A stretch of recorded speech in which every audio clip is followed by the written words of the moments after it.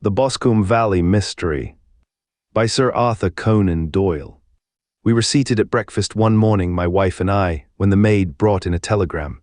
It was from Sherlock Holmes and ran in this way.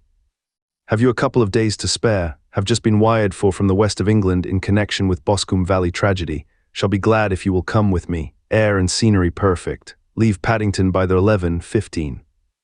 What do you say, dear? Said my wife, looking across at me. Will you go? I really don't know what to say. I have a fairly long list at present. Oh, Anstruther would do your work for you. You have been looking a little pale lately. I think that the change would do you good, and you are always so interested in Mr. Sherlock Holmes' cases. I should be ungrateful if I were not, seeing what I gained through one of them, I answered. But if I am to go, I must pack at once, for I have only half an hour. My experience of camp life in Afghanistan had at least had the effect of making me a prompt and ready traveler. My wants were few and simple, so that in less than the time stated I was in a cab with my valise, rattling away to Paddington Station. Sherlock Holmes was pacing up and down the platform, his tall, gaunt figure made even gaunter and taller by his long grey travelling cloak and close-fitting cloth cap. "It is really very good of you to come, Watson," said he. "It makes a considerable difference to me, having someone with me on whom I can thoroughly rely. Local aid is always either worthless or else biased. If you will keep the 2 corner seats, I shall get the tickets." We had the carriage to ourselves save for an immense litter of papers which Holmes had brought with him. Among these he rummaged and read, with intervals of note-taking and of meditation, until we were past reading. Then he suddenly rolled them all into a gigantic bowl and tossed them up onto the rack. "Have you heard anything of the case?" he asked. "Not a word. I have not seen a paper for some days. The London press has not had very full accounts. I have just been looking through all the recent papers in order to master the particulars. It seems, from what I gather, to be one of those simple cases which are so extremely difficult."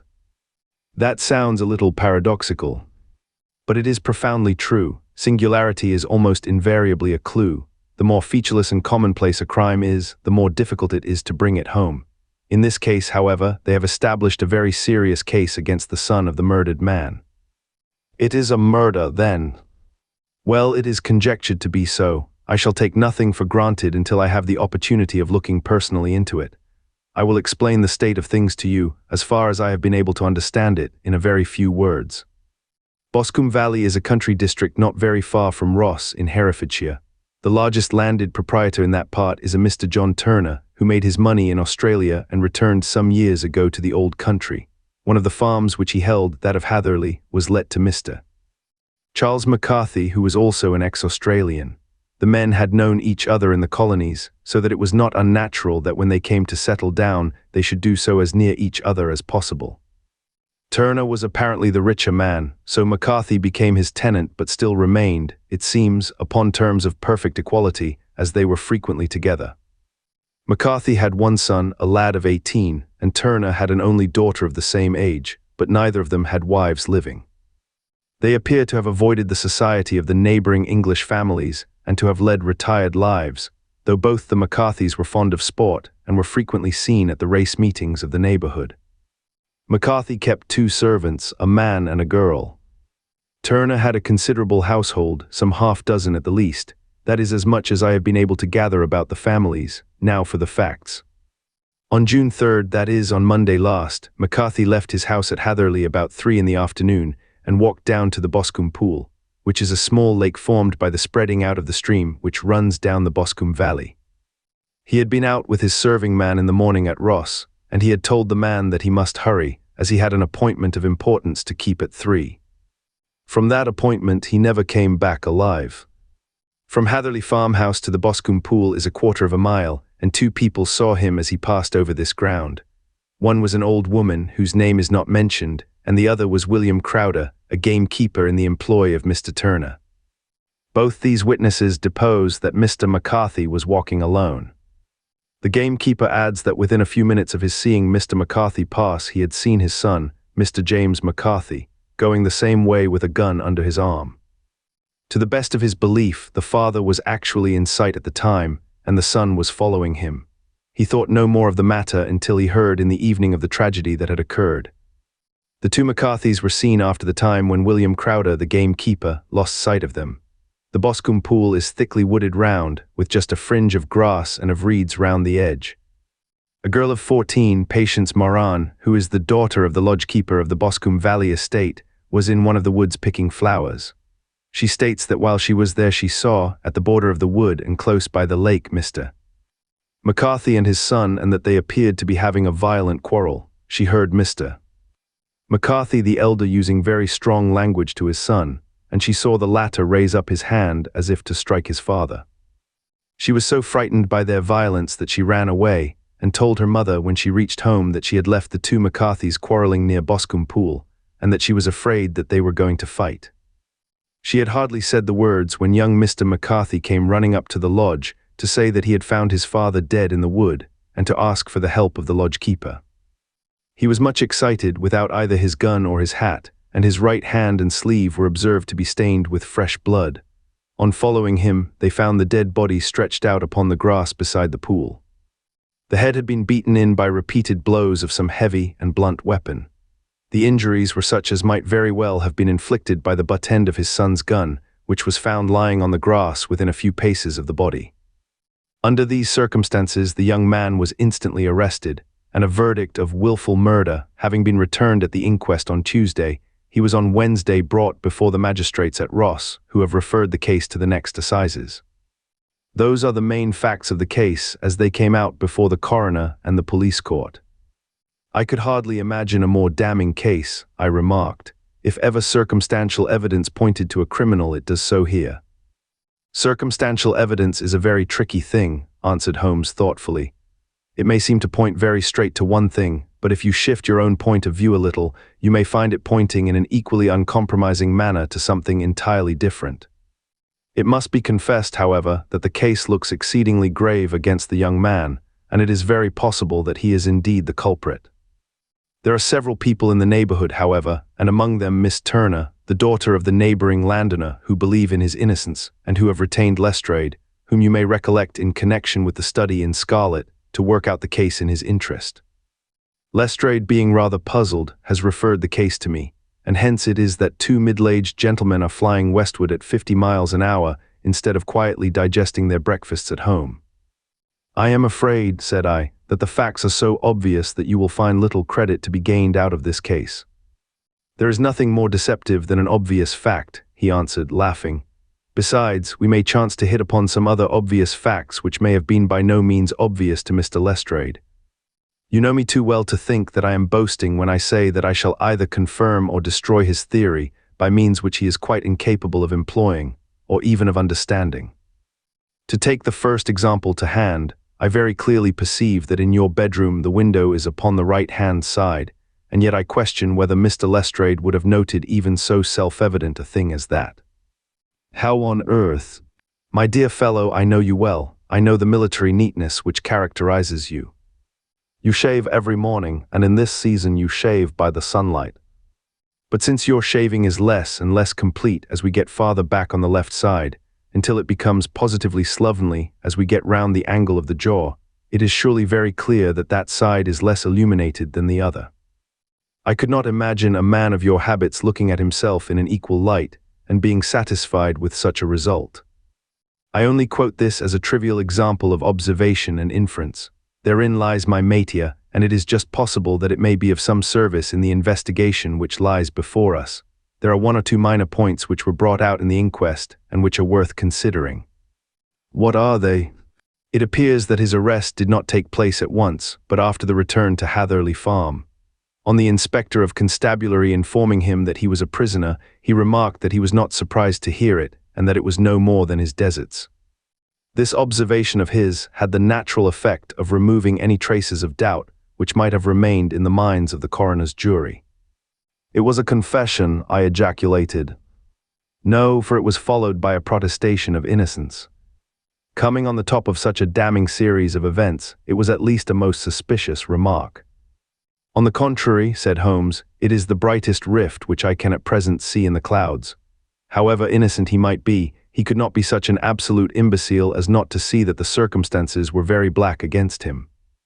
Had he appeared surprised at his own arrest or feigned indignation at it, I should have looked upon it as highly suspicious, because such surprise or anger would not be natural under the circumstances, and yet might appear to be the best policy to a scheming man. His frank acceptance of the situation marks him as either an innocent man, or else as a man of considerable self-restraint and firmness. As to his remark about his deserts, it was also not unnatural if you consider that he stood beside the dead body of his father, and that there is no doubt that he had that very day so far forgotten his filial duty as to bandy words with him. And even, according to the little girl whose evidence is so important, to raise his hand as if to strike him. The self-reproach and contrition which are displayed in his remark appear to me to be the signs of a healthy mind rather than of a guilty one. I shook my head. Many men have been hanged on far slighter evidence, I remarked. So they have, and many men have been wrongfully hanged. What is the young man's own account of the matter? It is, I am afraid, not very encouraging to his supporters, though there are 1 or 2 points in it which are suggestive. You will find it here and may read it for yourself. He picked out from his bundle a copy of the local Herefordshire paper, and having turned down the sheet, he pointed out the paragraph in which the unfortunate young man had given his own statement of what had occurred. I settled myself down in the corner of the carriage and read it very carefully. It ran in this way. Mr. James McCarthy, the only son of the deceased, was then called and gave evidence as follows. I had been away from home for 3 days at Bristol, and had only just returned upon the morning of last Monday, the 3rd. My father was absent from home at the time of my arrival, and I was informed by the maid that he had driven over to Ross with John Cobb, the groom. Shortly after my return, I heard the wheels of his trap in the yard, and looking out of my window, I saw him get out and walk rapidly out of the yard, though I was not aware in which direction he was going. I then took my gun and strolled out in the direction of the Boscombe Pool, with the intention of visiting the rabbit warren which is upon the other side.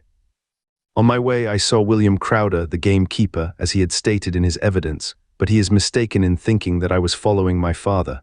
I had no idea that he was in front of me. When about 100 yards from the pool I heard a cry of cooey, which was a usual signal between my father and myself. I then hurried forward and found him standing by the pool.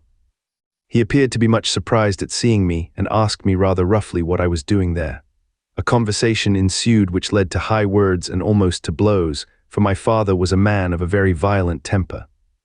Seeing that his passion was becoming ungovernable, I left him and returned towards Hatherley Farm.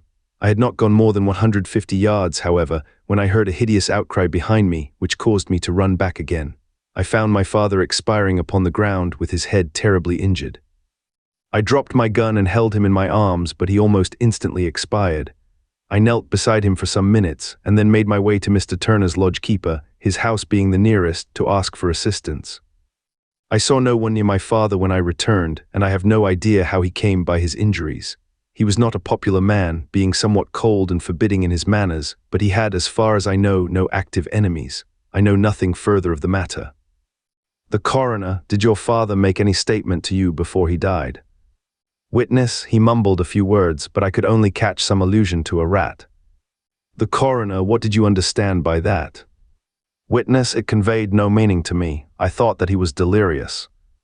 The coroner, what was the point upon which you and your father had this final quarrel? Witness, I should prefer not to answer. The coroner, I am afraid that I must press it.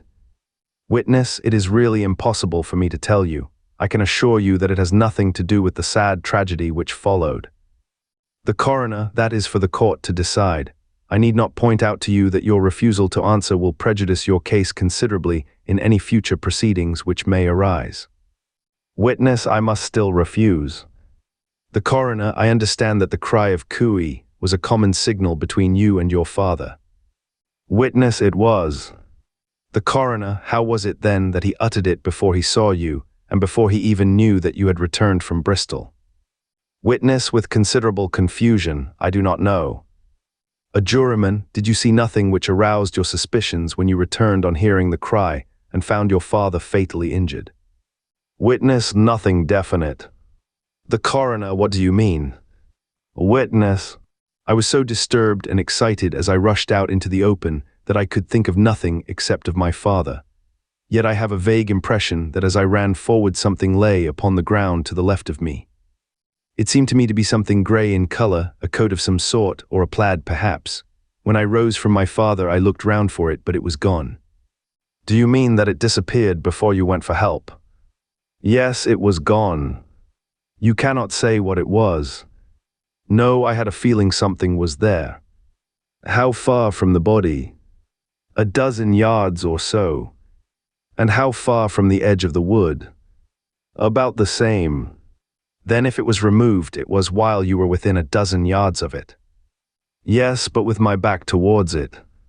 This concluded the examination of the witness. I see, said I as I glanced down the column, that the coroner in his concluding remarks was rather severe upon young McCarthy. He calls attention, and with reason, to the discrepancy about his father having signaled to him before seeing him, also to his refusal to give details of his conversation with his father and his singular account of his father's dying words. They are all, as he remarks, very much against the son.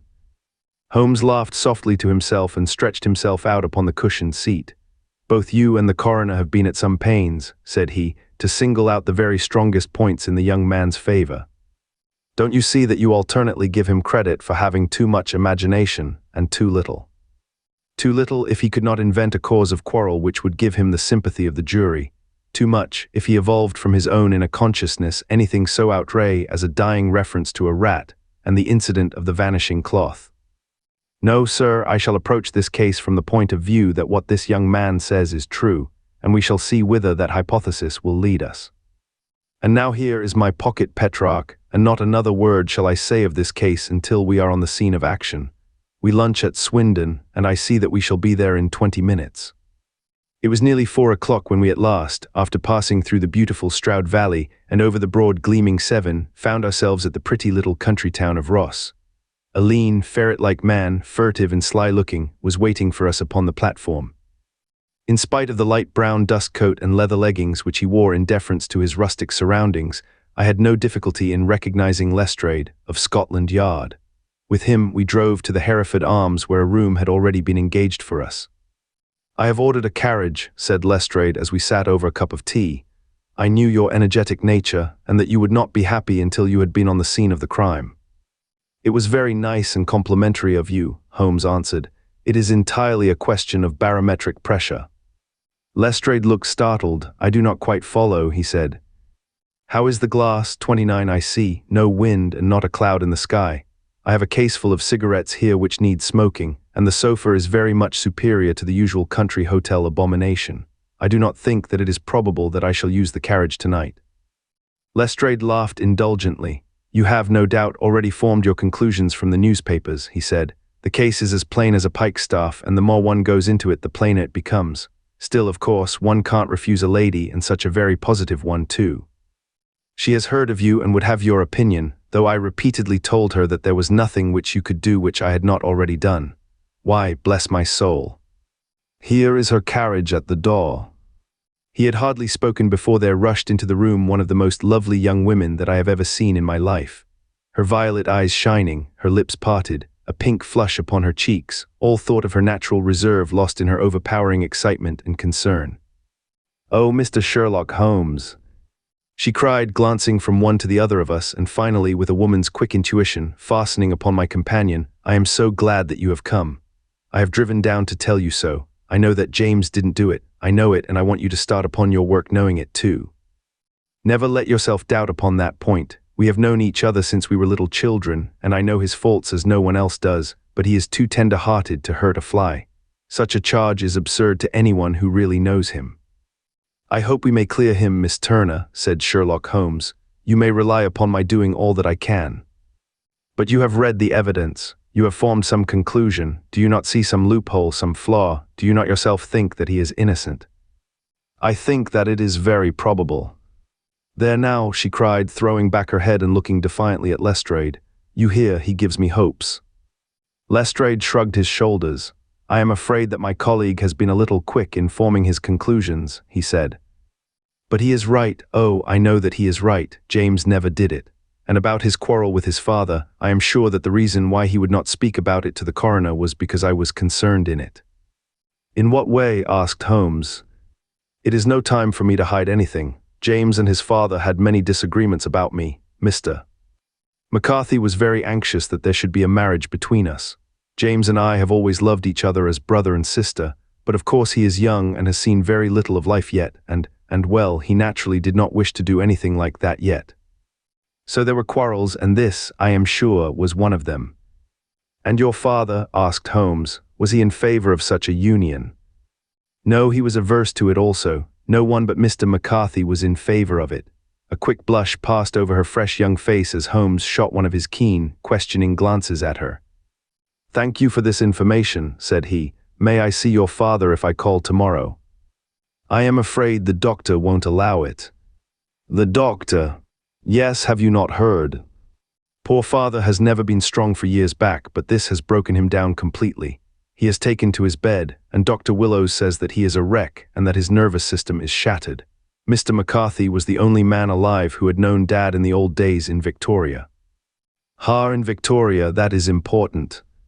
Yes, at the mines. Quite so, at the gold mines where, as I understand, Mr. Turner made his money. Yes, certainly. Thank you, Miss Turner. You have been of material assistance to me. You will tell me if you have any news tomorrow. No doubt you will go to the prison to see James. Oh, if you do, Mr. Holmes, do tell him that I know him to be innocent. I will, Miss Turner. I must go home now, for Dad is very ill, and he misses me so if I leave him. Goodbye, and God help you in your undertaking.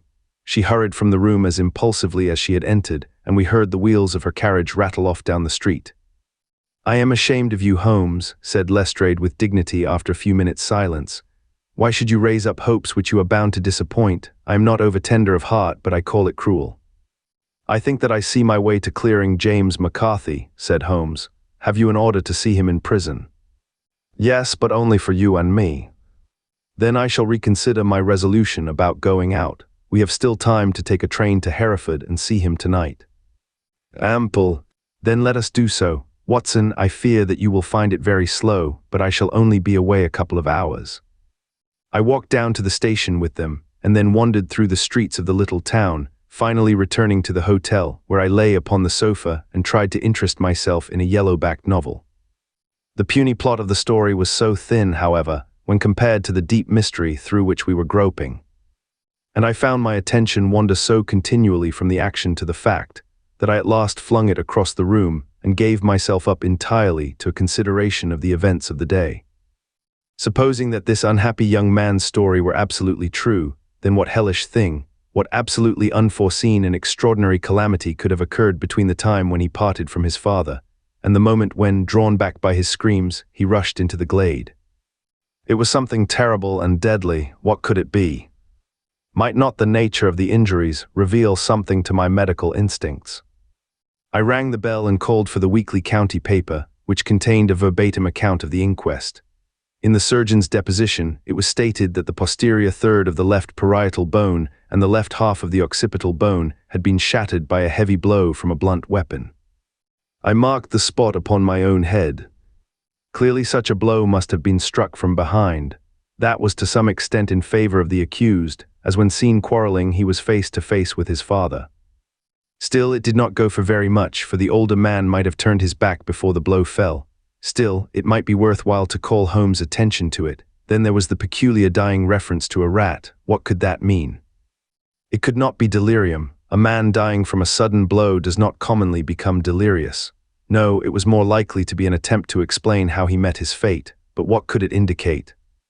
I cudgelled my brains to find some possible explanation, and then the incident of the grey cloth seen by young McCarthy. If that were true, the murderer must have dropped some part of his dress, presumably his overcoat, in his flight, and must have had the hardihood to return and to carry it away at the instant when the son was kneeling with his back turned not a dozen paces off. What a tissue of mysteries and improbabilities the whole thing was. I did not wonder at Lestrade's opinion, and yet I had so much faith in Sherlock Holmes' insight that I could not lose hope as long as every fresh fact seemed to strengthen his conviction of young McCarthy's innocence. It was late before Sherlock Holmes returned. He came back alone, for Lestrade was staying in lodgings in the town. The glass still keeps very high, he remarked as he sat down. It is of importance that it should not rain before we are able to go over the ground. On the other hand, a man should be at his very best and keenest for such nice work as that, and I did not wish to do it when fagged by a long journey. I have seen young McCarthy.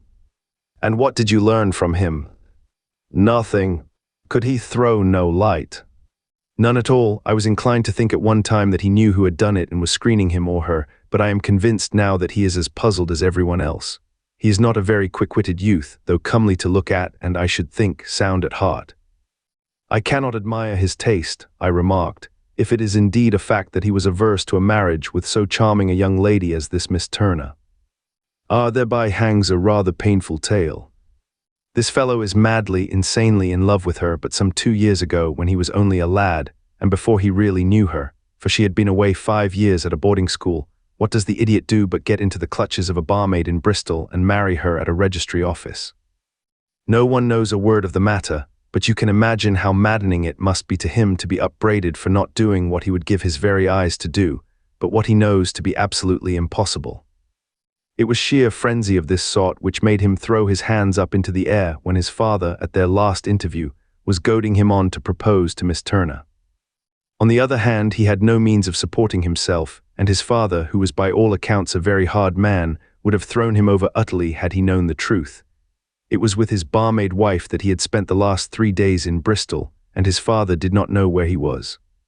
Mark that point, it is of importance. Good has come out of evil, however, for the barmaid, finding from the papers that he is in serious trouble and likely to be hanged, has thrown him over utterly, and has written to him to say that she has a husband already in the Bermuda dockyard, so that there is really no tie between them. I think that that bit of news has consoled young McCarthy for all that he has suffered. But if he is innocent, who has done it? Who? I would call your attention very particularly to 2 points. One is that the murdered man had an appointment with someone at the pool, and that the someone could not have been his son, for his son was away, and he did not know when he would return. The second is that the murdered man was heard to cry, "Cooey," before he knew that his son had returned. Those are the crucial points upon which the case depends. And now let us talk about George Meredith, if you please, and we shall leave all minor matters until tomorrow. There was no rain, as Holmes had foretold, and the morning broke bright and cloudless. At 9 o'clock Lestrade called for us with the carriage, and we set off for Hatherley Farm and the Boscombe Pool. "There is serious news this morning," Lestrade observed. "It is said that Mr. Turner of the Hall is so ill that his life is despaired of." "An elderly man, I presume," said Holmes. "About 60, but his constitution has been shattered by his life abroad, and he has been in failing health for some time. This business has had a very bad effect upon him. He was an old friend of McCarthy's, and I may add, a great benefactor to him, for I have learned that he gave him Hatherley Farm rent-free." "Indeed, that is interesting," said Holmes. "Oh yes, in 100 other ways he has helped him. Everybody about here speaks of his kindness to him." "Really? Does it not strike you as a little singular that this McCarthy, who appears to have had little of his own, and to have been under such obligations to Turner, should still talk of marrying his son to Turner's daughter, who is presumably heiress to the estate, and that in such a very cocksure manner, as if it were merely a case of a proposal and all else would follow?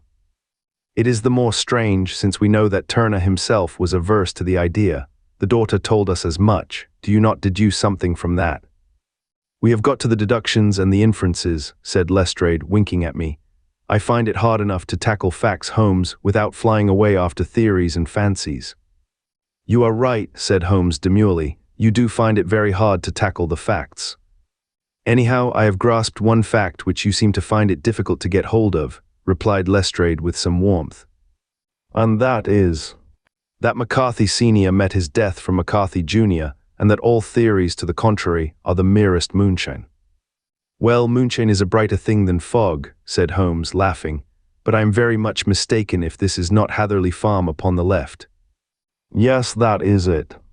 It was a widespread, comfortable-looking building, 2-storied, slate-roofed, with great yellow blotches of lichen upon the grey walls. The drawn blinds and the smokeless chimneys, however, gave it a stricken look, as though the weight of this horror still lay heavy upon it. We called at the door when the maid, at Holmes' request, showed us the boots which her master wore at the time of his death, and also a pair of the son's, though not the pair which he had then had.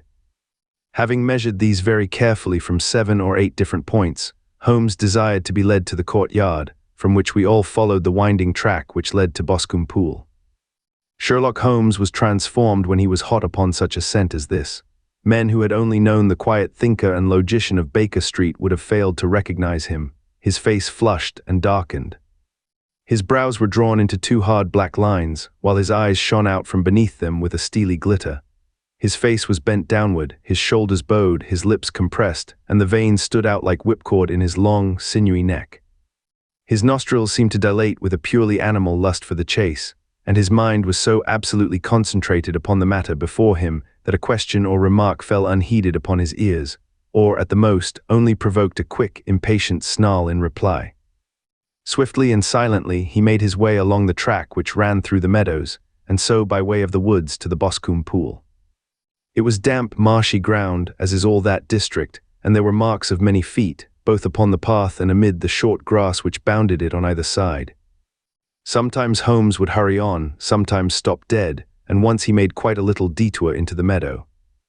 Lestrade and I walked behind him, the detective indifferent and contemptuous, while I watched my friend with the interest which sprang from the conviction that every one of his actions was directed towards a definite end. The Boscombe Pool, which is a little reed-girt sheet of water some 50 yards across, is situated at the boundary between the Hatherley Farm and the private park of the wealthy Mr. Turner. Above the woods which lined it upon the farther side, we could see the red, jutting pinnacles which marked the site of the rich landowner's dwelling. On the Hatherley side of the pool, the woods grew very thick, and there was a narrow belt of sodden grass 20 paces across between the edge of the trees and the reeds which lined the lake. Lestrade showed us the exact spot at which the body had been found, and indeed, so moist was the ground that I could plainly see the traces which had been left by the fall of the stricken man. To Holmes, as I could see by his eager face and peering eyes, very many other things were to be read upon the trampled grass.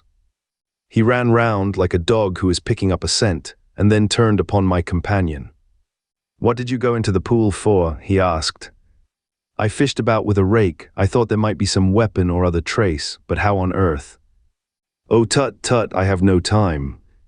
That left foot of yours with its inward twist is all over the place. A mole could trace it, and there it vanishes among the reeds. Oh, how simple it would all have been had I been here before they came like a herd of buffalo and wallowed all over it.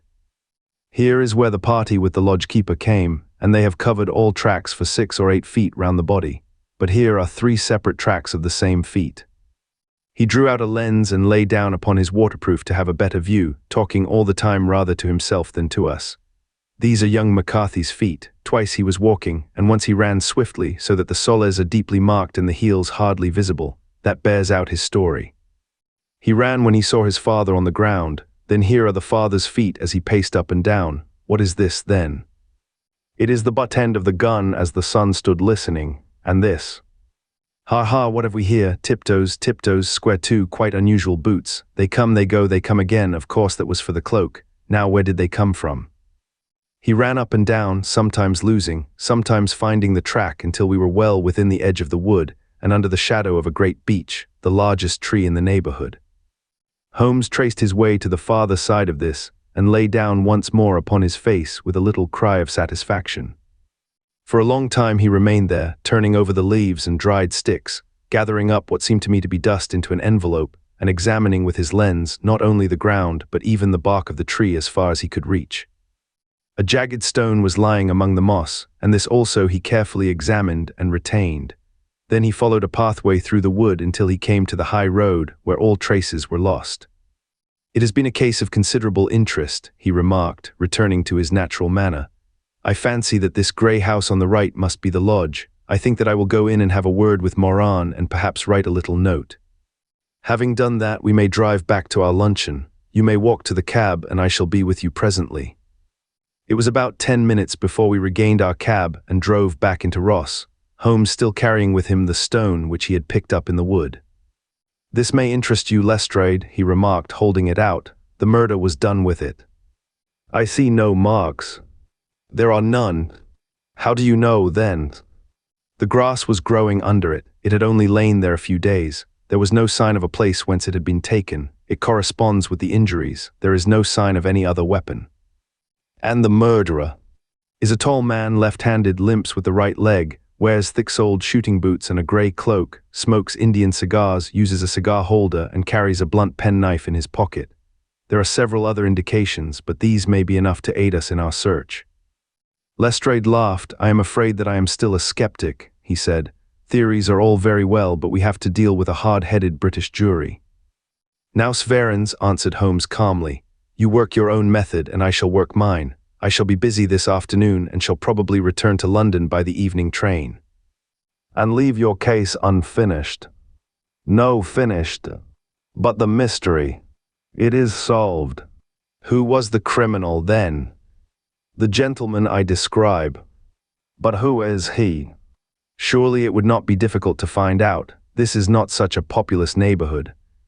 Lestrade shrugged his shoulders. "I am a practical man," he said, "and I really cannot undertake to go about the country looking for a left-handed gentleman with a game leg. I should become the laughingstock of Scotland Yard." "All right," said Holmes quietly. "I have given you the chance. Here are your lodgings. Goodbye. I shall drop you a line before I leave." Having left Lestrade at his rooms, we drove to our hotel, where we found lunch upon the table. Holmes was silent and buried in thought, with a pained expression upon his face, as one who finds himself in a perplexing position. "Look here, Watson," he said when the cloth was cleared, "just sit down in this chair and let me preach to you for a little. I don't know quite what to do, and I should value your advice. Light a cigar and let me expound." "Pray do so." "Well now, in considering this case, there are 2 points about young McCarthy's narrative which struck us both instantly, although they impressed me in his favor and you against him. One was the fact that his father should, according to his account, cry cooey before seeing him. The other was his singular dying reference to a rat. He mumbled several words, you understand, but that was all that caught the son's ear. Now from this double point our research must commence, and we will begin it by presuming that what the lad says is absolutely true." "What of this cooey, then?"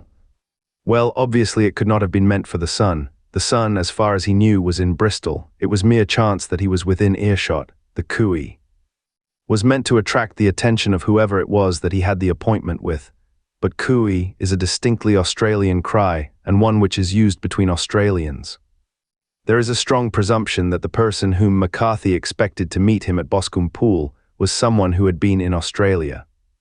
"What of the rat, then?" Sherlock Holmes took a folded paper from his pocket and flattened it out on the table. "This is a map of the colony of Victoria," he said. "I wired to Bristol for it last night." He put his hand over part of the map. "What do you read?" "Arrat," I read.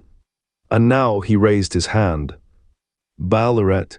"Quite so, that was the word the man uttered, and of which his son only caught the last 2 syllables. He was trying to utter the name of his murderer, so-and-so of Ballarat." "It is wonderful," I exclaimed. "It is obvious, and now, you see, I had narrowed the field down considerably." The possession of a grey garment was a third point which, granting the son's statement to be correct, was a certainty.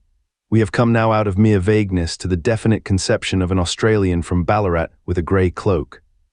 "Certainly." "And one who was at home in the district, for the pool can only be approached by the farm or by the estate, where strangers could hardly wander." "Quite so." Then comes our expedition of today.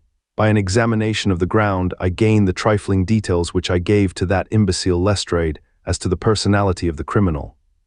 "But how did you gain them?" "You know my method. It is founded upon the observation of trifles.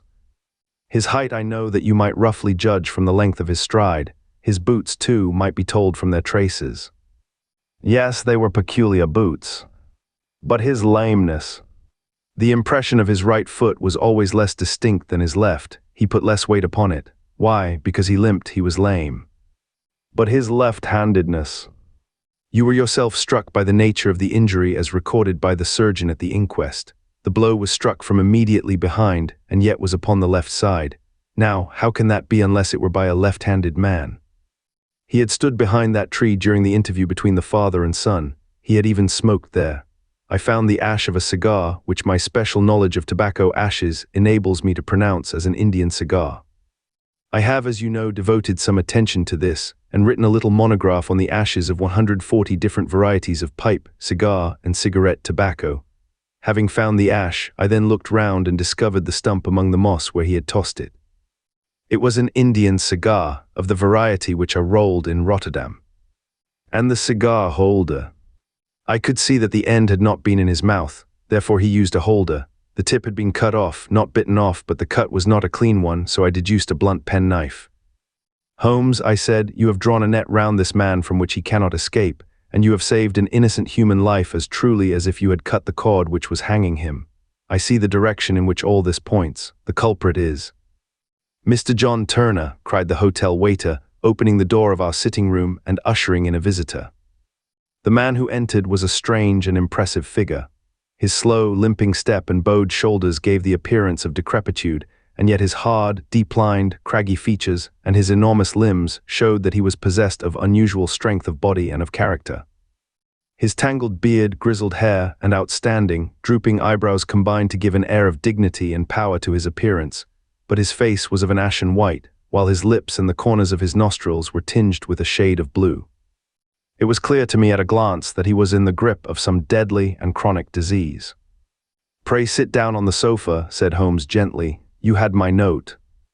"Yes, the lodge-keeper brought it up. You said that you wished to see me here to avoid scandal." "I thought people would talk if I went to the hall." "And why did you wish to see me?" He looked across at my companion with despair in his weary eyes, as though his question was already answered. "Yes," said Holmes, answering the look rather than the words. "It is so. I know all about McCarthy." The old man sank his face in his hands. "God help me," he cried, "but I would not have let the young man come to harm. I give you my word that I would have spoken out if it went against him at the assizes." "I am glad to hear you say so," said Holmes gravely. "I would have spoken now had it not been for my dear girl. It would break her heart. It will break her heart when she hears that I am arrested." "It may not come to that," said Holmes. "What?" "I am no official agent. I understand that it was your daughter who required my presence here, and I am acting in her interests. Young McCarthy must be got off, however." "I am a dying man," said old Turner. "I have had diabetes for years. My doctor says it is a question whether I shall live a month, yet I would rather die under my own roof than in a jail." Holmes rose and sat down at the table with his pen in his hand and a bundle of paper before him. "Just tell us the truth," he said. "I shall jot down the facts, you will sign it, and Watson here can witness it. Then I could produce your confession at the last extremity to save young McCarthy. I promise you that I shall not use it unless it is absolutely needed." "It's as well," said the old man. "It's a question whether I shall live to the assizes, so it matters little to me, but I should wish to spare Alice the shock. And now I will make the thing clear to you. It has been a long time in the acting, but will not take me long to tell. You didn't know this dead man, McCarthy. He was a devil incarnate, I tell you that. God keep you out of the clutches of such a man as he. His grip has been upon me these 20 years, and he has blasted my life. I'll tell you first how I came to be in his power. It was in the early 60s at the diggings. I was a young chap then, hot-blooded and reckless, ready to turn my hand at anything. I got among bad companions, took to drink, had no luck with my claim, took to the bush, and in a word became what you would call over here a highway robber. There were 6 of us, and we had a wild, free life of it, sticking up a station from time to time, or stopping the wagons on the road to the diggings. Black Jack of Ballarat was the name I went under, and our party is still remembered in the colony as the Ballarat Gang. One day a gold convoy came down from Ballarat to Melbourne, and we lay in wait for it and attacked it. There were 6 troopers and 6 of us, so it was a close thing, but we emptied 4 of their saddles at the first volley. 3 of our boys were killed, however, before we got the swag. I put my pistol to the head of the wagon driver, who was this very man McCarthy. I wished to the Lord that I had shot him then, but I spared him, though I saw his wicked little eyes fixed on my face, as though to remember every feature. We got away with the gold, became wealthy men, and made our way over to England without being suspected. There I parted from my old pals and determined to settle down to a quiet and respectable life. I bought this estate, which chanced to be in the market, and I set myself to do a little good with my money, to make up for the way in which I had earned it. I married too, and though my wife died young, she left me my dear little Alice. Even when she was just a baby, her wee hand seemed to lead me down the right path as nothing else had ever done. In a word, I turned over a new leaf and did my best to make up for the past. All was going well when McCarthy laid his grip upon me. I had gone up to town about an investment, and I met him in Regent Street with hardly a coat to his back or a boot to his foot. "Here we are, Jack," says he, touching me on the arm. "We'll be as good as a family to you. There's 2 of us, me and my son, and you can have the keeping of us. If you don't, it's a fine, law-abiding country as England, and there's always a policeman within hail." Well, down they came to the West Country. There was no shaking them off, and there they have lived rent-free on my best land ever since. There was no rest for me, no peace, no forgetfulness. Turn where I would, there was his cunning, grinning face at my elbow. It grew worse as Alice grew up, for he soon saw I was more afraid of her knowing my past than of the police. Whatever he wanted he must have, and whatever it was I gave him without question, land, money, houses, until at last he asked a thing which I could not give. He asked for Alice. His son, you see, had grown up, and so had my girl, and as I was known to be in weak health, it seemed a fine stroke to him that his lad should step into the whole property. But there I was firm. I would not have his cursed stock mixed with mine, not that I had any dislike to the lad, but his blood was in him, and that was enough. I stood firm. McCarthy threatened. I braved him to do his worst. We were to meet at the pool midway between our houses to talk it over. When I went down there I found him talking with his son, so I smoked a cigar and waited behind a tree until he should be alone. But as I listened to his talk, all that was black and bitter in me seemed to come uppermost. He was urging his son to marry my daughter, with as little regard for what she might think, as if she were a slut from off the streets. It drove me mad to think that I and all that I held most dear should be in the power of such a man as this. Could I not snap the bond? I was already a dying and a desperate man. Though clear of mind and fairly strong of limb, I knew that my own fate was sealed, but my memory and my girl. Both could be saved if I could but silence that foul tongue. I did it, Mr. Holmes, I would do it again. Deeply as I have sinned, I have led a life of martyrdom to atone for it. But that my girl should be entangled in the same meshes which held me was more than I could suffer. I struck him down with no more compunction than if he had been some foul and venomous beast. His cry brought back his son, but I had gained the cover of the wood, though I was forced to go back to fetch the cloak which I had dropped in my flight. That is the true story, gentlemen, of all that occurred. Well, it is not for me to judge you, said Holmes, as the old man signed the statement which had been drawn out. I pray that we may never be exposed to such a temptation. I pray not, sir, and what do you intend to do? In view of your health, nothing. You are yourself aware that you will soon have to answer for your deed at a higher court than the assizes. I will keep your confession, and if McCarthy is condemned, I shall be forced to use it.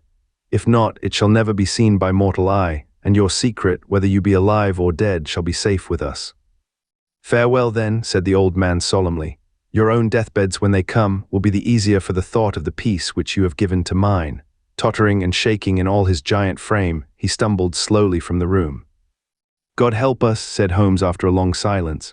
Why does fate play such tricks with poor helpless worms? I never hear of such a case as this that I do not think of Baxter's words and say, there, but for the grace of God, goes Sherlock Holmes.